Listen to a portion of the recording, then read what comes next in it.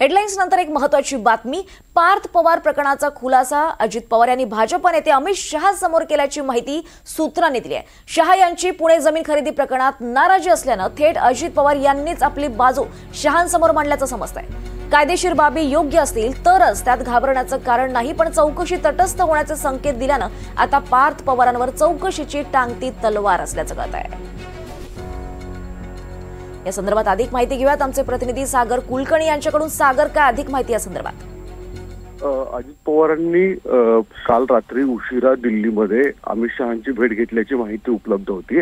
अर्थात ही भेट अजित पवारांनी काही प्रशासकीय मुद्दे समोर मांडत असली तरी देखील जी माहिती मिळते त्यानुसार पार्थ पवार जे प्रकरण गाजतंय सध्या, त्या प्रकरणाचा खुलासा स्वतः अजित पवारांनी अमित शहांसमोर केल्याची माहिती आहे। आणि या संपूर्ण प्रकरणामध्ये जी चौकशी समिती गठीत करण्यात आलेली आहे त्याच्या रिपोर्ट नंतरच सर्व काही गोष्टी स्पष्ट होतील असेही संकेत यावेळेस अमित शहांनी दिल्याची माहिती समोर येते।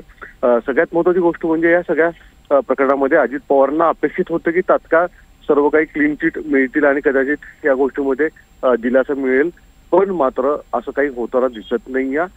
जर या संपूर्ण प्रकरणामध्ये पार्थ पवार थेट दोषी नाही आहेत आणि या संपूर्ण प्रकरणाची चौकशी जर एसीएस रेव्हेन्यू सेक्रेटरी यांच्या रिपोर्टच्या माध्यमातून स्पष्ट होईल आणि त्यानंतरच सर्व काही गोष्टी निश्चित होतील असं सांगण्यात आल्याचं समजतं। यामुळे कुठे ना कुठेतरी पार्थ पवारांच्या संपूर्ण या प्रकरणामध्ये डोक्यावर चौकशीची टांगती तलवार असल्याची माहिती आता उपलब्ध होत आहे।